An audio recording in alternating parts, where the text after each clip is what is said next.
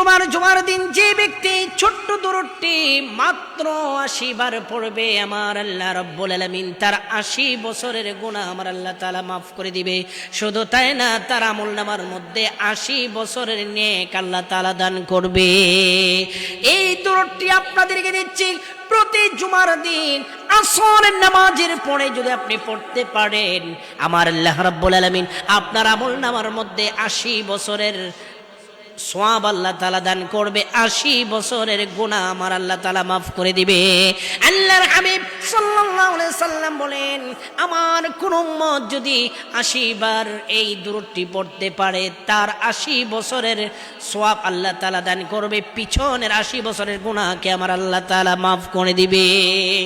এই দুরূদটি হলো আল্লাহুম্মা সাল্লি আলা মুহাম্মাদিন নাবিয়্যিল উম্মি ওয়া আলা আলিহি ওয়া সাল্লিম تسليما اللهم صل على محمد النبي الأمي وعلى آله وسلم تسليما।